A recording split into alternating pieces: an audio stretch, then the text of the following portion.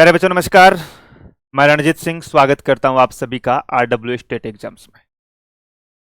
दोस्तों आप सबको पता है कि आप कोई भी कंपटीशन एग्जाम दे लो, एक क्वेश्चन युद्धाभ्यास से संबंधित 100% आपकी परीक्षाओं में पूछा जाता है। चाहे आप कोई स्टेट की पुलिस के एग्जाम दो, चाहे स्टेट में स्टेट पीसीएस की एग्जाम दो, चाहे एसएससी दो, चाहे रेलवे दो, कोई भी एग्जाम दो, एक क्वेश्चन युद्धाभ्यास से 100% पूछा जाता है। और युद्धाभ्यास से केवल वही क्वेश्चन पूछे जाते हैं जो करंट से जुड़े हुए होते हैं। ऐसा नहीं कि आपको पूछा जाएगा कि 1996 में युद्धाभ्यास किन के मध्य हुआ था, 2005 में किन के मध्य हुआ था। नहीं, जो अंतिम युद्धाभ्यास हुआ है 2024 या 2025 की, केवल आप लोगों को यह याद रखने हैं। तो आज के सेशन में हम लोग जो 2024-25 में प्रमुख युद्धाभ्यास हुए थे उनके बारे में बताने वाला हूं मैं। तो सबसे पहले बात आती है दोस्तों युद्धाभ्यास के अंतर्गत वरुण अभ्यास के बारे में। यहां से दो प्रकार से क्वेश्चन पूछा जाता है। पहला, इसका आयोजन कहां पर हुआ। दूसरा, ये किन दो देशों के मध्य इनका आयोजन होता है। और तीसरा क्वेश्चन कई बार पूछ लिया जाता है कि यह युद्धाभ्यास किस सेना के मध्य होता है। भाई नौसेना का है, वायुसेना का है, थल सेना का है, कौन सा है, वो भी पूछ लिया जाता है।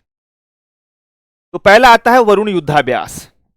वरुण युद्धाभ्यास जो है 2025 में इसका आयोजन हुआ था अरब सागर में। कहां हुआ था? अरब सागर में। अब अरब सागर में हुआ था तो सीधी सी बात है कि भैया नौसेना का होगा। और ये भारत और फ्रांस के मध्य है। बहुत पुराना युद्धाभ्यास है। एक बार भारत में, एक बार फ्रांस में, बारी बारी से होता है दोनों देशों के अंतर्गत।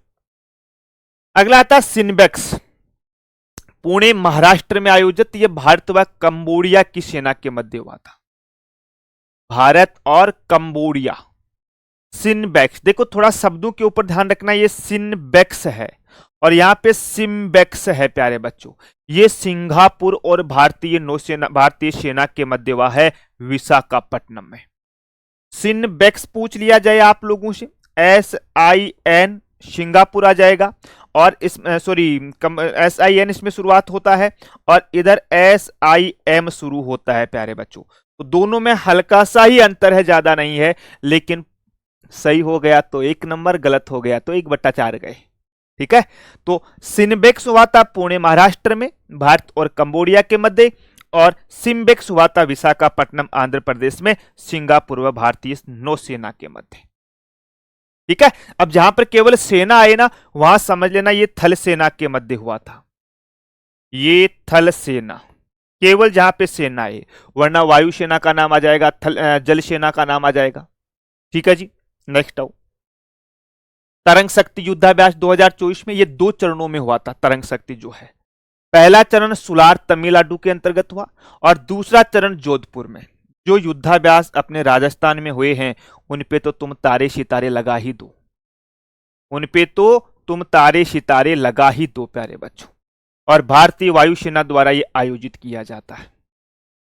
तरंग किसके द्वारा? भारतीय वायुसेना, यानी इसमें कोई दूसरा देश नहीं है, केवल अपने देश की आर्मी है। सॉरी, अपने देश की एयरफोर्स है दोस्तों, आर्मी नहीं, माफी चाहता हूं। फिर आता है पर्वत प्रहार। अब नाम से पता चल रहा है पर्वत प्रहार, यानी कि पहाड़ी बेल्ट में इसका आयोजन किया गया था और भारतीय सेना के द्वारा लद्दाख में किया गया था दोस्तों। सेना का मतलब है अपनी आर्मी। सेना का मतलब क्या है? अपनी आर्मी के द्वारा ये लद्दाख में किया गया था। एक आता काजिंद। काजिंद का नाम ज्यादातर इंग्लिश में आएगा, KAZIND। KAZ से तो हो जाएगा कजाकिस्तान और IND से हो जाएगा इंडिया। यानी ये भारत और कजाकिस्तान के बीच में है, दोनों की थल सेनाओं के मध्य। और इसका आयोजन ओली उत्तराखंड में हुआ है। बहुत इंपॉर्टेंट है, जितने तारे सितारे हैं तुम्हारे पास वो लगा लेना भाई। जो तारे सितारे, जहां मैं स्टार लगा रहा हूं, देखो है सभी इंपॉर्टेंट मैं बता रहा हूं, लेकिन जहां स्टार लग रहा है वो तो बहुत ही ज्यादा इंपॉर्टेंट है। उसके बाद में आते हैं आपके सिलनबेक्स। यस को स्लाइनेक्स भी बोला जाता है, SLINEX भी बोला जाता है, इसको स्लाइनेक्स भी बोला जाता है। नाम से ही पता चला, SLI, यानी श्रीलंका और भारत के मध्य है प्यारे बच्चों। इनके मध्य श्रीलंका और भारतीय नौसेना के मध्य है और विशाखापट्टनम आंध्र प्रदेश में आयोजित होता है। एक बार भारत में, एक बार श्रीलंका में इनका आयोजन होता है। उसके बाद में आता है गरुड़ शक्ति युद्धाभ्यास। गरुड़ शक्ति युद्धाभ्यास है, ये इंडोनेशिया में आयोजित होता है और शायद ऐसी भारत की कोई एग्जाम नहीं होगी जिसमें गरुड़ शक्ति के बारे में क्वेश्चन ना पूछा गया हो, ठीक है ना। और भारत व इंडोनेशिया की सेना यानी आर्मी के मध्य होता है। वही बात है, एक बार इंडिया में, एक बार इंडोनेशिया में, 2-2 साल से इसका आयोजन किया जाता है। कई बार कंटिन्यू भी कर लेते हैं, सरकार के ऊपर डिपेंड करता है ये। फिर आता डेजर्ट नाइट युद्धाभ्यास। डेजर्ट नाइट युद्धाभ्यास अरब सागर में आयोजित किया गया था। ये भारत, फ्रांस व दुबई की सेनाओं के मध्य हुआ था दोस्तों। इसके मध्य भारत, फ्रांस और दुबई। दुबई आपको पता होगा देश नहीं है, दुबई है ना, एक शहर का नाम है। दुबई कहां पर है? यूएई के अंतर्गत है। यूएई में है दुबई दोस्तों। यूएई का नाम होता है यूनाइटेड अरब अमीरात। दुनिया में दोस्तों 3 ही ऐसे देश हैं जिनके नाम से पहले यू लगा हुआ है, एक यूएसए, एक यूके और एक यूएई। हाँ, वो अलग बात है कि भाई किसी की स्पेलिंग से पहले यू आ रहा है, जैसे युगांडा में यू आ जाएगा, युगांडा में यू है तो वो तो उसकी मीनिंग में है। बाकी ये यू है, इसका मतलब होता है United, USA United state of America, UK United kingdom, UAE United Arab अमीरात। लास्ट में बताऊंगा, क्लास के लास्ट में। पुराने एग्जाम्स में यहां से काफी क्वेश्चन पूछे गए हैं, आपको भी पूछे जा सकते हैं। ऑस्ट्रा हिंद भारत और ऑस्ट्रेलिया के मध्य 2024 में हुई थी। ऑस्ट्रा और हिंद नाम में ही इसका मतलब है। पुणे में आयोजित किया गया था। दोनों देशों की सेना के मध्य है ये, या दोनों देशों की सेना के मध्य है दोस्तों, ऑस्ट्रा हिंद। नेक्स्ट आ जाओ, धर्म गार्जियन, काफी बार क्वेश्चन पूछा गया है। धर्म गार्जियन का 6वां संस्करण फरवरी 2025 में जापान में आयोजन किया गया था दोस्तों। एक बार जापान में, एक बार भारत के अंतर्गत, और ये दोनों देशों की सेना के मध्य होता है धर्म गार्जियन। उसके बाद में एक्विवेरियन, बहुत इंपॉर्टेंट है, बहुत बार क्वेश्चन पूछा गया है एक्विवेरियन से संबंधित। ये भारत और मालदीव के मध्य होता है। एक एक बार दोनों देशों में होता है, एक बार मालदीव में, एक बार भारत में, एक बार मालदीव में, एक बार भारत में, ठीक है। और दोनों देशों की सेना के मध्य ये युद्धाभ्यास है। 2025 फरवरी में हुआ था, ये मालदीव में हुआ। जो 2025 में युद्धाभ्यास हो रहे हैं वो तो बहुत ज्यादा इंपॉर्टेंट है, छप रहे हैं परीक्षा के अंतर्गत दोस्तों। फिर आता है ऑपरेशन शरद हवा। ये ध्यान रखना, यहां 2 प्रकार के आते हैं, एक ऑपरेशन शरद हवा, एक आता है ऑपरेशन गर्म हवा।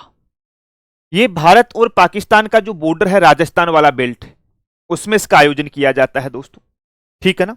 अब बीएसएफ के द्वारा किया जाता है जैसलमेर राजस्थान में। क्यों? क्योंकि यहां पे सर्दी भी बहुत ज्यादा पड़ती है और गर्मी भी बहुत ज्यादा पड़ती है। जैसे यहां गर्मी पड़ती है तो लू चलती है, और बहुत भयंकर लू चलती है इस बेल्ट में। आपको पता होगा, अपने एक राजस्थान के राज्यपाल भी हैं जिनको यहां पर लू लगने से ही मृत्यु हुई थी। नाम बताना कमेंट करके, उसका क्या नाम था। इस एरिया में जब लू चलती है, आंधियां चलती है, तो जो जासूस है या जो पाकिस्तान के आर्मी वाले या मिलिटेंट्स जो भी है, वो घुसपैठिया टाइप के जो लोग हैं वो इंडिया में घुस जाते हैं। तो हमारी बीएसएफ है, ये ऑपरेशन चलाती है गर्मियों में, ऑपरेशन शरद हवा।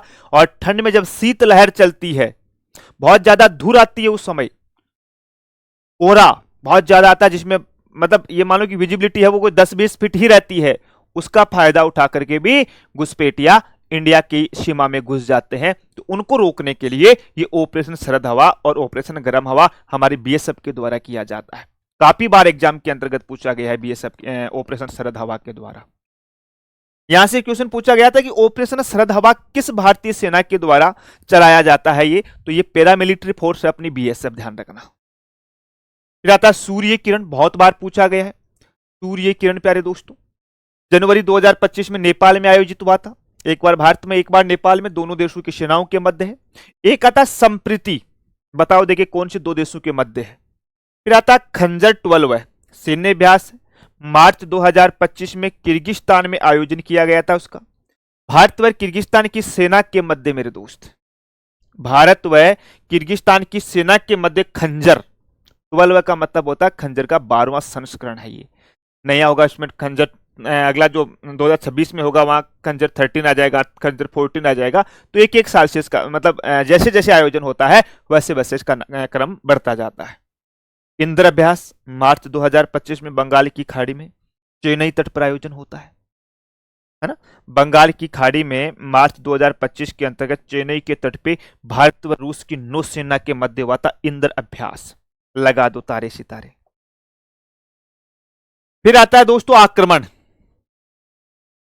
आक्रमण है ये केवल हमारी भारतीय वायुसेना का है। इसका है केवल हमारी भारतीय वायुसेना का है और अप्रैल 2025 में इसका आयोजन किया गया था। कोंगो सागर अभ्यास चौथा संस्करण है, मार्च 2025 में बंगाल की खाड़ी में यह आयोजित किया गया था। भारत और बांग्लादेश की नौसेना के मध्य और भारत और बांग्लादेश की सेना के मध्य एक संप्रति और है, संप्रीति, ठीक है ना, संप्रीति। हाँ, यह भी भारत और बांग्लादेश के मध्य भी है। फिर आता सी ड्रैगन। सी ड्रैगन मार्च 2025 में गुआम तट अमेरिका में आयोजित किया गया था। ये संयुक्त रूप से है भारत, जापान, ऑस्ट्रेलिया, कोरिया गणराज्य और अमेरिका की नौसेना के मध्य दोस्तों, ठीक है ना। ये इनके साथ में है दोस्त। ये तो थे हमारे प्रमुख युद्धाभ्यास जो 2024-25 में हुए दोस्तों, और यहां से एग्जाम में क्वेश्चन पूछा ही पूछा जाता है। इसके अलावा जैसा मैंने भी आपको बताया कि मैं आपको 3 चीजें बताऊंगा। एक दोस्तों यूएस, एक यूएस, एक यूएई और एक यूके, ठीक है। यूएसए का फुल फॉर्म है United state of America,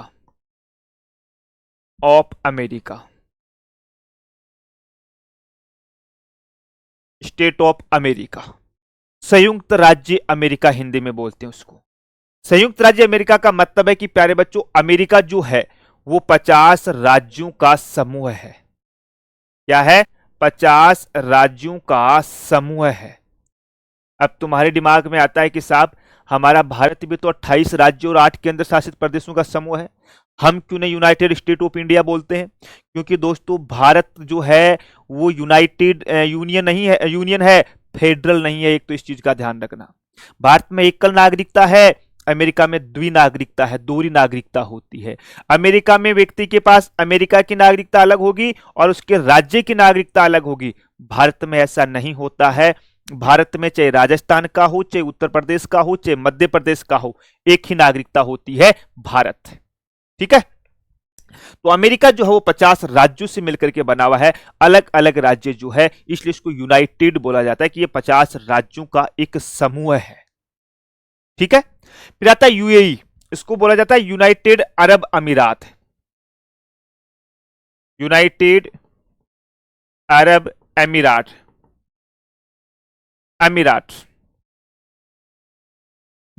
UAE जो है ये भी 7 टापू से मिलकर के बना हुआ है। यूएई जो है वो कोई एक देश नहीं है, ये 7 टापू से, नाम सुना होगा आपने शाहजहां का, अबू धाबी का, दुबई का, ऐसे 7 टापू है, उनसे मिलकर के एक देश बना है, इसलिए इसको बोला जाता है यूएई।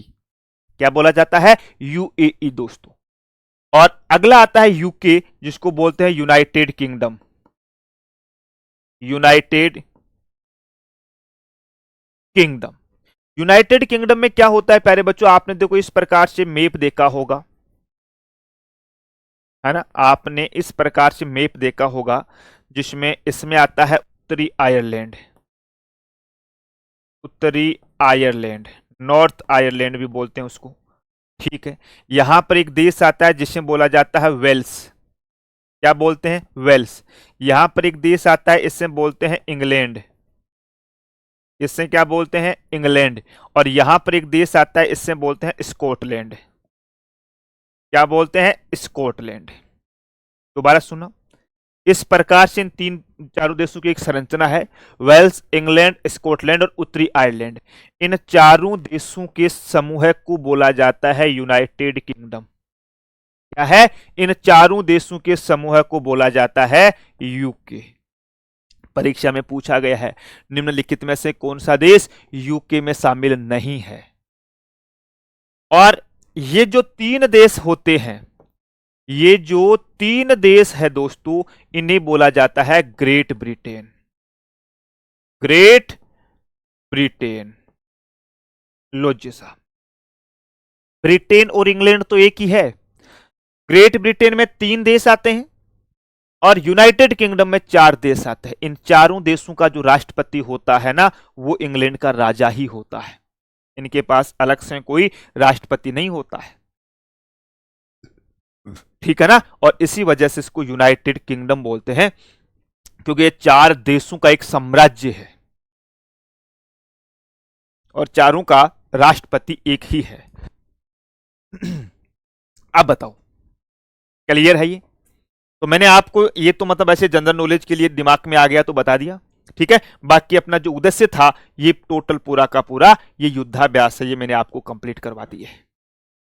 अब इसमें से आपको कुछ पूछना है तो पूछ सकते हैं आप कमेंट करके।